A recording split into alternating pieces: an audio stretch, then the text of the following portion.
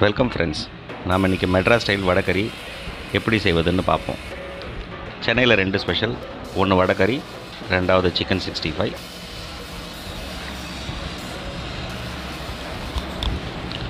ஒரு கப் ஊற வச்ச கடலைப்பருப்பு, 1 ஸ்பூன் சோம்பு, 2 பச்சை மிளகாய், சிறிதளவு கருவேப்பிலை, மொத்தமாக கொரன்னு அரைச்சி வச்சுக்கோங்க. தேவையற்றக்கு ஏற்ற மாதிரி உப்பு சேர்த்துக்குங்க. இது கூட உப்பு சேர்த்து ஒரு உருண்டை வடிவத்தில் பிசைஞ்சு எடுத்துக்குங்க. இதை ஒரு அகலமான பேனில் 2 ஸ்பூன் எண்ணெய் விட்டு சூடான உடனே அந்த கடலைப்பருப்பு வடை மாவை இந்த பேனில் தட்டிடுங்க.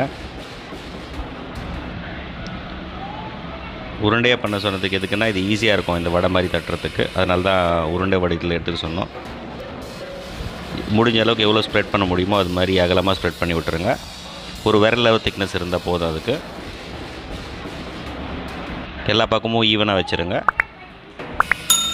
ஒரு 2 நிமிஷம் கழித்து மறுபடியும் இன்னொரு பக்கம் திருப்பி போட்டுக்கோங்க. மீடியம் சிம் ஹீட்லேயே வந்துட்டு கேஸை வச்சுக்கோங்க. ஹையில் வச்சிங்கன்னா உடனே தீஞ்சு போயிடும், உள்ளே இருக்கிறதுலாம் வேகாது. இப்போ நம்ம 2 பக்கம் பெரட்டினதுக்கப்புறம் நம்ம வடகரி தனியாக எடுத்து வச்சுருக்கோம். சின்னதாக உடைச்சிங்க, ரொம்ப சின்னதாக உடைக்காதீங்க, அப்புறம் வடகரி டேஸ்ட் இருக்காது உங்களுக்கு. ஒரு அகலமான மண் சட்டியில் 2 ஸ்பூன் எண்ணெய் ஊற்றுக்குங்க. சோம்பு சிறிதளவு நுணுக்கி வச்சுருக்கோம். ஒரு 1/2 ஸ்பூன் சோம்பு,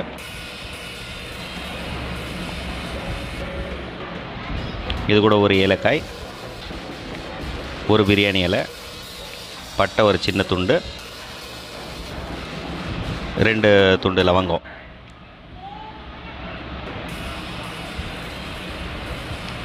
ஒரு பெரிய வெங்காயத்தை வந்து சிறிதளவு சின்னதாக வெட்டி இப்போ இது கூட சேர்த்துக்கோங்க. வெங்காயத்தை போட்டோன்னே என்ன ஆகும்னா அடிப்பிடிக்க ஆரம்பிச்சிடும். அதனால் ஒரு 1/2 ஸ்பூன் உப்பு அது கூட சேர்த்து நல்லா வதக்கிங்க.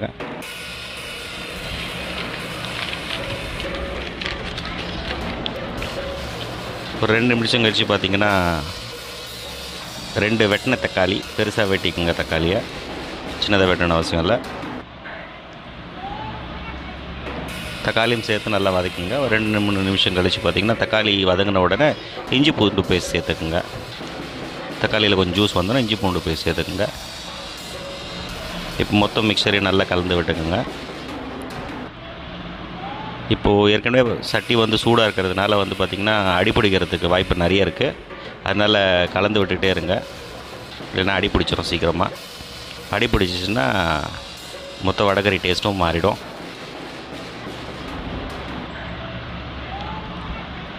குழம்பு மிளகாய்த்தூள் 2 spoon, Kashmiri red chilli 1 spoon கலருக்காக போட்டிருக்கு, 1 ஸ்பூன் தனியாத்தூள், 1/2 ஸ்பூன் கரம் மசாலா பவுடர், அது ஆப்ஷனல், வேணும்னா போட்டுக்கலாம், 1/2 ஸ்பூன் மஞ்சள் பொடி. இது போட்டவுடனே என்ன ஆகும்னா சட்டியில் இருக்க மொத்த ஈரப்பதமும் போயிடும். அதனால் தேவைக்கேற்ற அளவுக்கு 2 ஸ்பூன் இல்லை 3 ஸ்பூன் தண்ணி விட்டுக்கோங்க. அடி பிடிக்காமல் இருக்கிறதுக்காக தான். விடாமல் கிண்டிட்டுருங்க, இல்லைன்னா அடி பிடிச்சிரும். ஒரு 2-3 நிமிஷம் கழித்து பார்த்திங்கன்னா எண்ணெய் விட ஆரம்பிச்சிடும். எண்ணெய் விட்டதுன்னா இஞ்சி பூண்டோட பச்சை தன்மை போயிடுச்சுன்னு அர்த்தம். இப்போது ஏற்கனவே வறுத்து வச்சுருக்க நம்மளோட வடகரியை சேர்த்துக்கோங்க. இது கூட சேர்த்து நல்லாக மிக்ஸ் பண்ணிவிடுங்க. மசாலாலாம் நல்லா வடகரியில் மிக்ஸ் ஆன உடனே பரப்பிட்டு 2 கிளாஸ் தண்ணி, 2 கிளாஸ் தண்ணி நான் 100 கிராம் பருப்புக்கு எடுத்திருக்கேன். நான் 4 பேர் சாப்பிட்ற அளவுக்கு. நீங்கள் இதுக்கேற்ற மாதிரி உங்களோட தண்ணி அளவும் பருப்பு அளவும் இன்க்ரீஸ் பண்ணிங்க, டிக்ரீஸ் பண்ணிங்க. இப்போ ஹை ஃப்ளேமில் கிண்டியாச்சு. ஹை ஃப்ளேமில் மூடி போட்டு ஒரு 5 நிமிஷம் கொதி விட்டோம். 5 நிமிஷம் நல்லா கொதி வந்தோடனே என்ன பண்ணுங்கள், மறுபடியும் ஒரு தடவை கிண்டி விட்டுட்டு லோ ஃப்ளேமில் இன்னொரு 3 நிமிஷம் கொதி விடுங்க.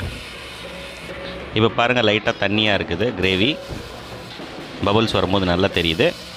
ஒரு 3 நிமிஷம் கழித்து பார்த்திங்கன்னா பபுள்ஸ்லாம் கொஞ்சம் குறைஞ்சிடுச்சு, திக்காகிடுச்சு. கிரேவி வந்து நல்ல கன்சிஸ்டன்சி வந்துடுச்சு. சைடெல்லாம் பார்த்திங்கன்னா எண்ணெய் வர ஆரம்பிச்சிடுச்சு. கொத்தமல்லி தலையை தூவி விட்டுட்டு சுட சுட இட்லி, தோசை கூட சாப்பிடுங்க.